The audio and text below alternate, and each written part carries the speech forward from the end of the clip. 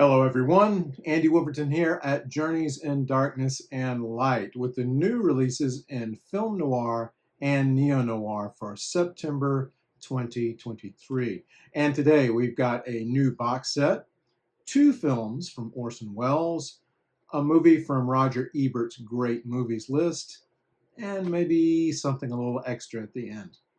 Let's get started with a film released in 1970 but set in 1930. Bolino is a French-Italian production directed by Jacques Deray, a film similar in some ways to The Godfather, yet predating the Coppola film by 2 years. When a small-time hood in Marseille named Siffredi, played by Alain Delon, gets out of jail, he discovers his girlfriend Lola, played by Catherine Rouvel, is making time with another small-time hood, Francois Capella, played by Jean-Paul Belmondo. A fight ensues, but following a long-time gangster film cliche, the two end up becoming friends and partners in crime. But the upper-level Marseille criminals aren't exactly happy about this situation. This Arrow release includes a new audio commentary by film scholar Josh Nelson, a new interview with composer and film historian Neil Brand on Claude Bolling's score, a new interview with film scholar Elizabeth Castaldo Loden on Jacques Fonterey's costume designs, an archive extra called Le Magnifique Belmondo, praising the talent and career of the actor, a trailer, an image gallery, reversible sleeve, and double-sided poster, both featuring original and newly commissioned artwork by Tony Stella, who always does fantastic work, 6 postcard-sized reproduction art cards, and a collector's booklet featuring new writing on the film by Jeanette Vincendeau, and an archival piece by Elisa Fulcio. As you might imagine, with headliners like Delon and Belmondo, this has been a French favorite for many, many years and has been previously released on French Blu-rays for quite a number of years as well. This edition from Arrow is a nice way to kick off the month of September, but let's see what else we have. Based on a Jim Thompson novel of the same name, After Dark, My Sweet is one of the few film noirs appearing in Roger Ebert's Great Movies list. So I'm glad to see it arrive as a North American Region A Blu-ray from Kino, releasing on September the 12th. Former boxer Kid Collins, played by Jason Patric, escapes from a mental institution and drifts along the Palm Springs area. It's probably a good thing that Collins is a loner, since he has an aggressive side. He meets a young widow named Faye, played by Rachel Ward, who invites him over for, well, not quite what he had in mind. Once in Faye's home, Collins meets Uncle Bud, played by Bruce Dern, and it soon becomes clear that Faye and Uncle Bud have been looking for someone like Collins for a little plan they've been cooking up, kidnapping a local rich kid and holding him for ransom. No one writes desperate losers like Jim Thompson, and After Dark, My Sweet is a perfect realization of Thompson's novel. This release is struck from a new 2K restoration of the film from an Inner Positive and includes a few archival extras, an audio commentary by director James Foley, an interview with actor Jason Patric, and an interview with Bruce Dern. We also get a theatrical trailer and a limited edition O-card slipcase. The film was also released as part of the Australian label Imprint's After Dark Neo-Noir Cinema Collection, Volume 1 from May 2022, but that release was not struck from a new 2K restoration. The Kino is. Next, the second volume in Indicator's Universal Noir series that began in November 2022. Now, it appears that these are not new restorations, but rather high-definition presentations. Each title includes a trailer and image galleries, but I'm going to leave most of the extras to a link I'm going to post in the video's description, talking only here about the audio commentaries. Know that all of these films have been released by Kino Lorber in some form or another, usually in one of their Dark Side of Cinema box sets. So, here we go. First off, we have Lady on a Train from 1945, directed by Charles David. Hardcore mystery fan Nikki Collins, played by Deanna Durbin, is taking a train to New York, and just as she arrives at Grand Central Station, she looks through the train window into the window of a nearby building to see a man being murdered. Of course, the police don't buy it, especially when they see she's holding on to the latest Wayne Morgan detective novel. So, Nikki seeks the help of the novelist himself, Wayne Morgan, played by David Bruce. As you might imagine from this description, Lady on a Train is essentially a mystery/comedy with noir elements, but it's a fun ride, especially with some fantastic supporting players, including Dan Duryea, Ralph Bellamy, Edward Everett Horton, Alan Jenkins, and more.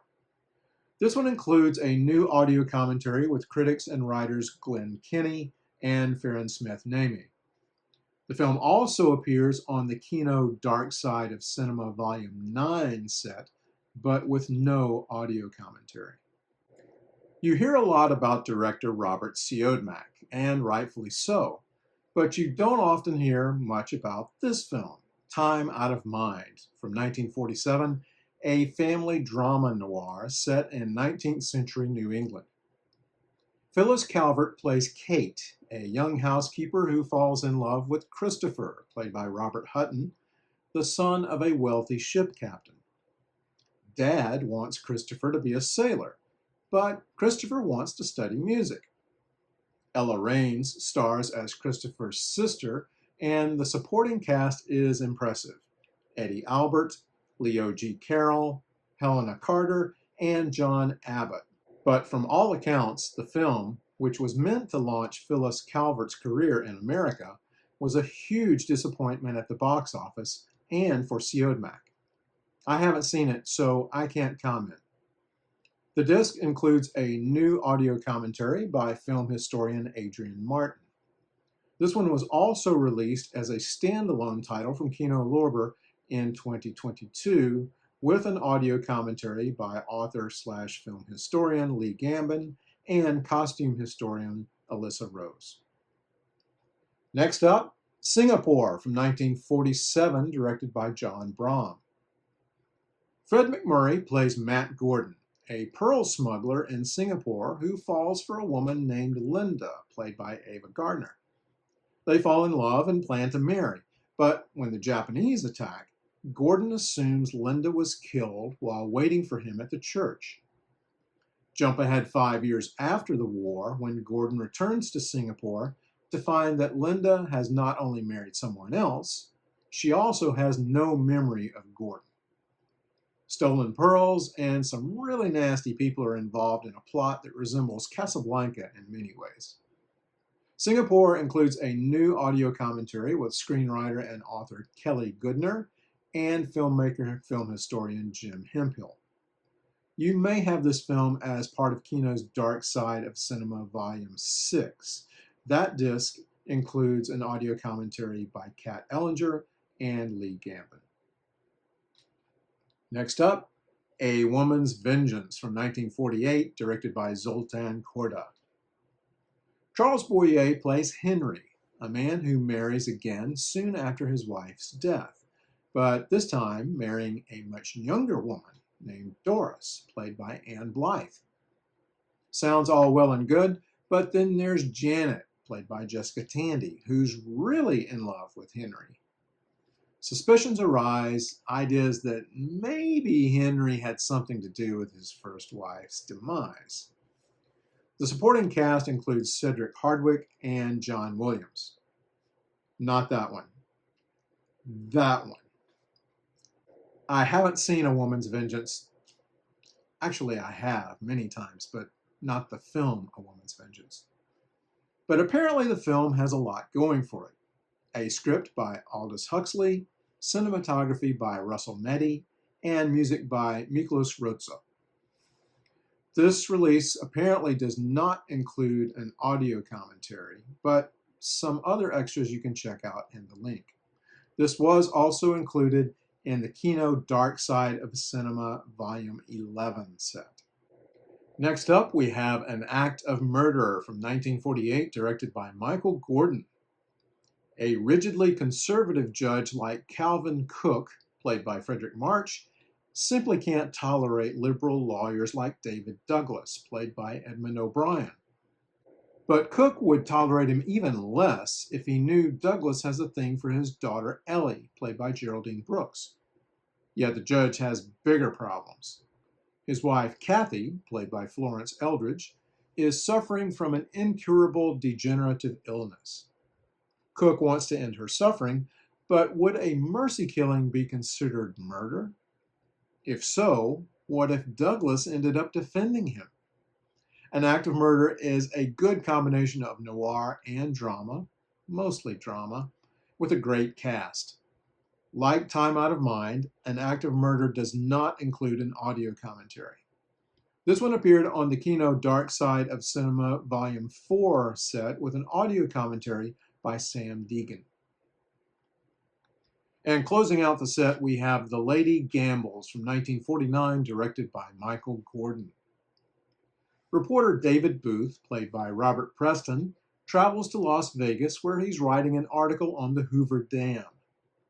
Booth's wife, Joan, played by Barbara Stanwyck, decides to do some investigative reporting on her own, a piece about gambling in Vegas. When the casino proprietor, Horace Corrigan, played by Stephen McNally, discovers Joan secretly taking photos of people gambling, he summons her into his office. Joan gives him the story, and Corrigan gives her some chips, telling her that if she really wants to understand gamblers, she needs to have some experience gambling. And we're off. Joan develops a gambling addiction while Russell Meddy creates some wonderful noir-stained moments in what is essentially a noirish drama. The film features a new audio commentary by Pamela Hutchinson. The Lady Gambles also appears on the Kino Dark Side of Cinema Volume 3 set with an audio commentary by Kat Ellinger.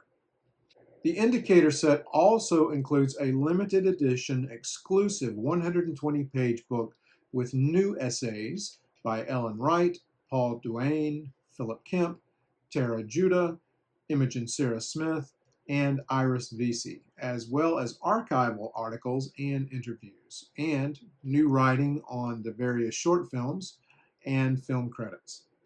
This is a Region B release limited to 6,000 units.